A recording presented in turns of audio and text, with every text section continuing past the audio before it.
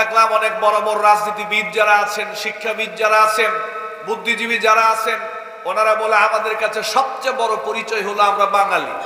ওনারা বলে আমাদের কাছে সবচেয়ে বড় পরিচয় হলো আমরা বাঙালি। একজন মুসলিম কখনো এই কথা বলতে পারে? আসসালামু আলাইকুম ওয়া রাহমাতুল্লাহি ওয়া বারাকাতুহু।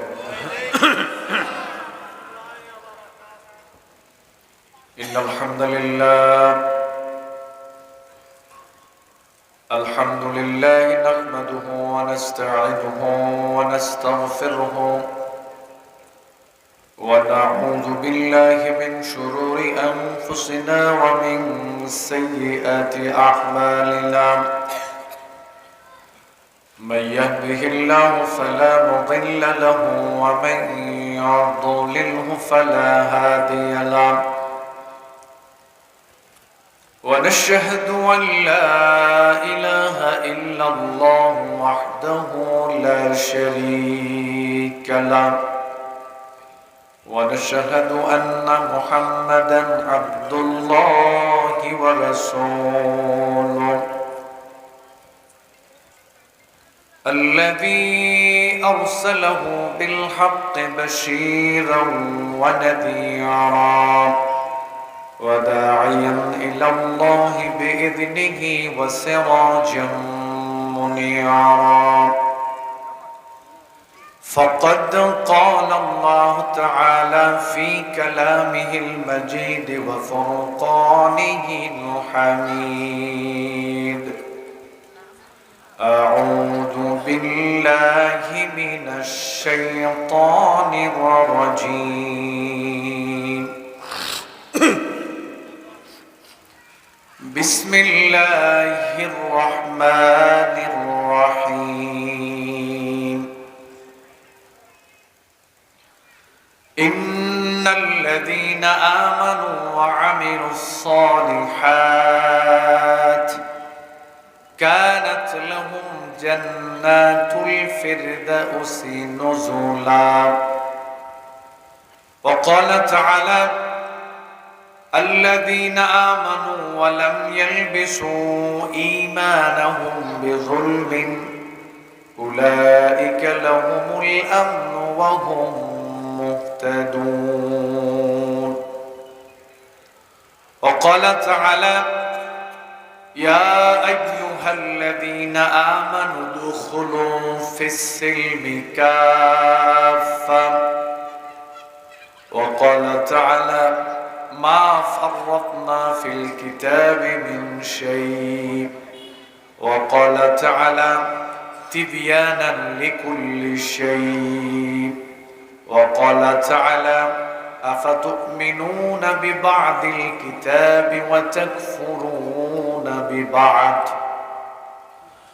وقال تعالى في شان حبيبي: إن الله وملائكته يصلون على النبي يا أيها الذين آمنوا صلوا عليه وسلموا تسليما. اللهم صل على محمد وعلى آل محمد كما صليت على إبراهيم وعلى آل إبراهيم إنك حميد مجيد. اللهم بارك على محمد وعلى آل محمد كما باركت على إبراهيم وعلى آل إبراهيم إنك حميد مجيد. পৃথিবীতে কেউ স্থায়ী হয় না, হোক না সে ফেরাউন কিবা নমরুদ, কেউ ভবে চিরকাল রয় না। পৃথিবীতে কেউ স্থায়ী হয় না, হোক না সে ফেরাউন কিবা নমরুদ, কেউ ভবে চিরকাল রয় না, কেউ ভবে চিরকাল রয় না। চলে যাই সব ছেড়ে যেতে হয়, মৃত্যু মানে না কোনো পরিচয়। চলে যাই সব ছেড়ে যেতে হয়, মৃত্যু মানে না কোনো পরিচয়। সব রাজা মহারাজা আর মহাবীর, সব রাজা মহারাজা আর মহাবীর, কাউকে সে অবকাশ দেয় না। পৃথিবীতে কেউ স্থায়ী হয় না, হোক না সে ফেরাউন কিবা নমরুদ, কেউ ভবে চিরকাল রয় না, কেউ ভবে চিরকাল রয় না। ফেরাউন শেষ তক ছিল না, মৃত্যু তাকেও ছেড়ে দিল না। ফেরাউন শেষ তক ছিল না, মৃত্যু তাকেও ছেড়ে দিল না। থেকে গেল তার সব স্মৃতিচিহ্ন, থেকে গেল তার সব স্মৃতিচিহ্ন, কেউ আজ তার কথা কয় না। পৃথিবীতে কেউ স্থায়ী হয় না, হোক না সে ফেরাউন কিবা নমরুদ, কেউ ভবে চিরকাল রয় না, কেউ ভবে চিরকাল রয় না, কেউ ভবে চিরকাল রয় না। আলহামদুলিল্লাহ। নোয়াখালী সোনাইমুড়ি নোয়াবাড়ি স্বপ্নচারী ফাউন্ডেশনের উদ্যোগে আয়োজিত প্রথম তাফসীরুল কোরআন মাহফিল, আলহামদুলিল্লাহ। আপনাদের এই প্রথম মাহফিলে আল্লাহ তাআলা আমাকে আসার মতো তৌফিক দিয়েছেন। আপনার এই সূচনা মাহফিলে আল্লাহ তাআলা আমাকে আসার তৌফিক দিয়েছেন, আলহামদুলিল্লাহ। আজকের এই সুন্দর আয়োজনের মুহতারাম সভাপতি, সম্মানিত উলামায়ে কেরাম, সম্মানিত অতিথিবৃন্দ, সম্মানিত এলাকাবাসী, আল্লাহ সুবহানাহু ওয়া তাআলার শুকরগুজার হচ্ছি যে আল্লাহ সুবহানাহু ওয়া তাআলা আপনাকে, আমাকে, আমাদের সবাইকে ভালো রেখেছেন, সুস্থ রেখেছেন, বিপদ আপদ বালা মুসিবত থেকে হেফাজতে রেখে, শয়তানের ওয়াসওয়াসা থেকে হেফাজত করে আজকের এই সুন্দর আয়োজনে আসার মতো তৌফিক দিয়েছেন। এজন্য আসুন আমরা সবাই মিলে নতশিরে সেই মহান মনিবকে ধন্যবাদ জানাই, মনিবের দরবারে শুকরিয়া আদায় করি। আমরা সবাই করি আলহামদুলিল্লাহ। শুকরিয়া আপনাদের, বিশেষ করে স্বপ্নচারী ফাউন্ডেশনের সাথে যারা জড়িত দেশে এবং প্রবাসে, আমি সবার শুকরিয়া আদায় করছি।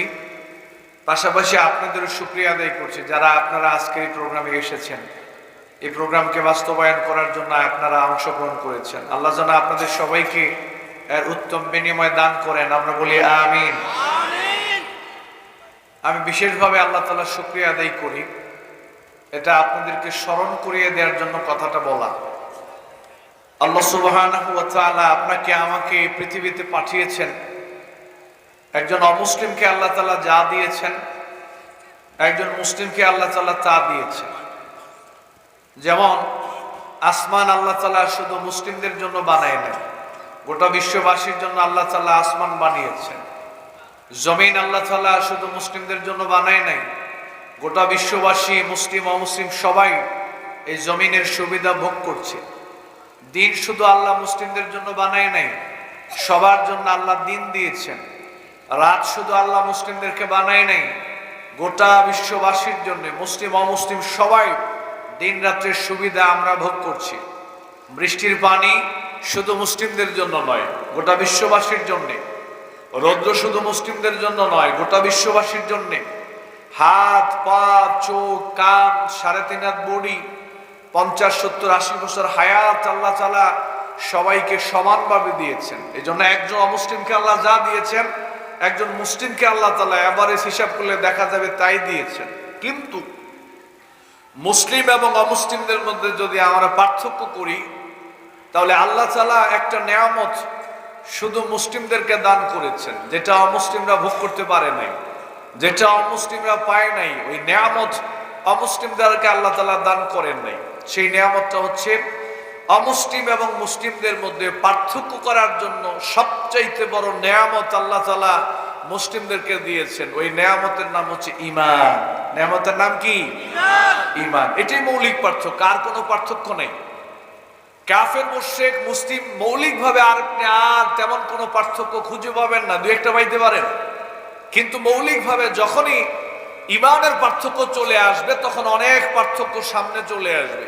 কিন্তু যতক্ষণ পর্যন্ত ঈমানকে সামনে না আনা হবে ততক্ষণ পর্যন্ত দেখবেন আমরা সবাই সমানভাবে আল্লাহ তাআলার সুবিধা ভোগ করছি। এই পৃথিবীতে একজন ঈমানদারের জন্য সবচাইতে বড় নেয়ামত হচ্ছে ঈমান। ঈমানের চাইতে বড় আর কোন নেয়ামত একজন মুসলিমের জন্য হতে পারে না। এজন্য আল্লাহ তাআলা আমাদের সবাইকে ঈমান নামক নেয়ামত দান করেছেন। আসুন আমরা আবার সবাই মিলে আল্লাহর শুকরিয়া আদায় করি। সবাই পড়ি আলহামদুলিল্লাহ। দ্বিতীয় কথা হচ্ছে আমাদের পরিচয় নিয়ে। মূল আলোচনায় প্রবেশ করার পূর্বে তরুণ ভাইদের আমি দৃষ্টি আকর্ষণ করছি, আমাদেরকে মিসগাইড করা হচ্ছে, জাতীয়ভাবে আন্তর্জাতিকভাবে আমাদেরকে মিসগাইড করা হচ্ছে। তরুণ প্রজন্ম যারা আছেন, তরুণ ভাই যারা আছেন, আমাদেরকে ভুল পথে ওরা পরিচালিত করছে। এটা যদি ধরতে না পারেন, ভুলটা যদি ধরতে না পারেন, ভুলটা যদি সামনে আনতে না পারেন, তো দুনিয়াও যাবে, আখিরাতও যাবে। আমাদের একটা পরিচয় হচ্ছে আমরা যেহেতু বাংলা ভাষায় কথা বলি, এই জন্য আমাদেরকে বাঙালি বলা হয়। আমাদেরকে কি বলা হয়? ভাষাগত দিক থেকে আমরা বাঙালি, ঠিক আছে, মেনে নিলাম, কোনো অসুবিধা নাই। কিন্তু সংস্কৃতির দিক থেকে আমরা বাঙালি না, মনে রাখতে হবে। বাংলা ভাষায় যেহেতু আমরা কথা বলি এই জন্য আমরা বাঙালি, এটা মেনে নিলাম, কোনো অসুবিধা নাই। কিন্তু আপনি যখন বলবেন আমি বাঙালি, আর বাঙালি হিসেবে আপনাকে এই সংস্কৃতি পালন করতে হবে। কি সংস্কৃতি? আপনাকে পহেলা বৈশাখ পালন করতে হবে, ইলিশ মাছ খেতে হবে, পান্তা ভাত খেতে হবে, লাল গামছা পরে রমনার বটমূলে যেতে হবে, তারপরে 31st নাইট আপনাকে পালন করতে হবে, শহীদ মিনারে খালি পায়ে দাঁড়িয়ে থাকতে হবে, নীরবতা পালন করতে হবে, কবরে ফুল দিতে হবে। এরপরে আপনাকে আরো ভাষা দিবস, বিভিন্ন দিবসে আপনাকে গান বাজনা করতে হবে। কোন মানুষ যদি বলে যে আমি বাঙালি, বাঙালি হিসেবে আমাকে এই কাজগুলো করতে হবে, তখন আমাকে বলতে হবে ভাই, বাঙালি হওয়ার আগে আমি হলাম মুসলিম, আর মুসলিম হওয়ার কারণে ওই কাজগুলো পালন করা আল্লাহ তাআলা আমার জন্য হারাম করে দিয়েছে। অতএব আমার কাছে বাঙালি হওয়ার চাইতে মুসলিম পরিচয়টা শতগুণে শ্রেষ্ঠ। ঠিক কিনা ভাই? শুধু ভাষাগত দিক থেকে আমরা বাঙালি, সংস্কৃতির দিক থেকে আমরা বাঙালি না, সংস্কৃতির দিক থেকে আমরা মুসলিম, কৃষ্টি কালচার রীতিনীতির দিক থেকে আমরা মুসলিম। শুধু ভাষাগত দিক থেকে আমরা বাঙালি, সংস্কৃতির দিক থেকে বাঙালি হওয়া যাবে? যদি সংস্কৃতির দিক থেকে বাঙালি হন, তাহলে হিন্দুয়ানি অনেক সংস্কৃতি আপনারা আমার উপর চাপিয়ে দেওয়া হবে, যেটা আমরা গত 15-20 বছরে দেখেছি। বাংলাদেশের মুসলমান যারা, হিন্দুয়ানির সংস্কৃতি আমাদের উপরে চাপিয়ে দেওয়া হয়েছিল। এই জন্য শুধুমাত্র ভাষার দিক থেকে আমরা বাঙালি, সংস্কৃতির দিক থেকে বাঙালি হওয়া যাবে। দ্বিতীয়ত, অবস্থানগত দিক থেকে আমরা বাংলাদেশী। যেহেতু আমরা বাংলাদেশের ভূখণ্ডে ভৌগোলিক অবস্থানগত দিক থেকে আমরা বাংলাদেশে অবস্থান করি, এই জন্য আমরা বাংলাদেশী। এই জন্য আমরা কি? বাংলাদেশী। যে জাপানে অবস্থান করে ও জাপানি, যে চাইনিজ অবস্থান করে ও চাইনিজ, যে আপনার সৌদি আরব অবস্থান করে সাথে আপনার আরাবিয়ান বলতে পারি, তারপরে আপনার আমেরিকা অবস্থান করে সে আমেরিকান। যে যে রাষ্ট্রে অবস্থান করে ভৌগোলিক অবস্থানের কারণে ওই রাষ্ট্রের একটা পরিচয় তার আছে না নাই? বলেন আছে না নাই? আমরা বাঙালি, আমরা বাংলাদেশী, সবকিছু ঠিক আছে, তবে আমার সবচেয়ে বড় পরিচয় হচ্ছে আমি একজন মুসলিম। সবচেয়ে বড় পরিচয় কি? এর চাইতে বড় পরিচয় আর হতে পারে না, এর চাইতে বড় তৃপ্তির পরিচয় আর হতে পারে না, এর চাইতে বড় প্রশান্তির পরিচয় আর হতে পারে। এখন দেখলাম অনেক বড় বড় রাজনীতিবিদ যারা আছেন, শিক্ষাবিদ যারা আছেন, বুদ্ধিজীবী যারা আছেন, ওনারা বলে আমাদের কাছে সবচেয়ে বড় পরিচয় হলো আমরা বাঙালি। ওনারা বলে আমাদের কাছে সবচেয়ে বড় পরিচয় হলো আমরা বাঙালি। একজন মুসলিম কখনো এই কথা বলতে পারে? হ্যাঁ, আমি বাংলাদেশে অবস্থান করে গর্বিত, আমি বাঙালি হিসেবে গৌরব বোধ করি, তবে এগুলো আমার বড় পরিচয় নয়। আমার বড় পরিচয় আমি মুসলিম। বড় পরিচয় কি? আল্লাহ রাব্বুল আলামিন বললেন, ইয়া আইয়ুহাল্লাযীনা আমানুত্তাকুল্লাহা হাক্কা তুকাতিহ ওয়া লা তামুতুন্না ইল্লা ওয়া আনতুম মুসলিমুন। আল্লাহ রাব্বুল আলামিন বলেন, ঈমানদাররা ভালো করে শুনে রাখো, তোমাদের জন্য বাঙালি হওয়া জরুরি নয়, বাংলাদেশী হওয়া জরুরি নয়, অমুক দল করা, এরপরে মুক্তিযুদ্ধ হওয়া, স্বাধীনতা যুদ্ধ হওয়া, দুনিয়াতে কত পরিচয় তোমাদের বহন করা লাগে, ওইগুলো হওয়া তোমাদের জন্য জরুরি নয়। আমি আল্লাহ বলে দিলাম, তোমরা আল্লাহকে ভয় করো, ভয় করার মতো দুনিয়াতে ভয় করে চলবা। আর খবরদার খবরদার সাবধান করে দিলাম, প্রকৃত খাঁটি মুসলিম না হয়ে মৃত্যুবরণ করবা না। আল্লাহ কি বলছেন? কি হওয়ার জন্য? মুসলিম হওয়ার জন্য। কি হওয়ার জন্য বলছেন? খাঁটি মুসলিম হও। খাঁটি মুসলিম হওয়া ছাড়া খবরদার খবরদার কবরে আসবা না। কবরে এটা জিজ্ঞেস করবে না কি ব্যাপার সিফাত হাসান, তুমি বাঙালি ছিলা কিনা, এটা আল্লাহ জিজ্ঞেস করবে। ফেরেশতারা এটা জিজ্ঞেস করবে, কি ব্যাপার তুমি আমেরিকান ছিলা কিনা, তুমি মুক্তিযোদ্ধা ছিলা কিনা, তুমি অমুক দল করেছিলা কিনা, তারপরে তুমি স্বাধীনতার চেতনা লালন পালন করেছিলা কিনা, এগুলো জিজ্ঞেস করা হবে। জিজ্ঞেস করা হবে তুমি প্রকৃত খাঁটি মুসলিম ছিলা কিনা, তোমার চেতনা কি ছিল, তোমার দিন কি ছিল, তোমার আদর্শ কি ছিল, এগুলো জিজ্ঞেস করা হবে। এই জন্য একজন মানুষকে খাঁটি বাঙালি হওয়ার চাইতে খাঁটি ইমানদার হওয়ার দরকার আছে না নাই? খাঁটি মুসলিম হওয়ার দরকার আছে না নাই? আল্লাহ যেন তৌফিক দান করেন, বলেন আমিন। আজকে ওরা আমাদেরকে খাঁটি বাঙালি বানাতে চায়, কিন্তু খাঁটি মুসলিম বানাতে চায় না। ওদের মিশন হচ্ছে ওরা আমাদেরকে খাঁটি বাঙালি বানাবে। আমরা খাঁটি মুসলিম হওয়ার চেষ্টা করব ইনশাআল্লাহ। আল্লাহ যেন তৌফিক দেন, বলেন আমিন।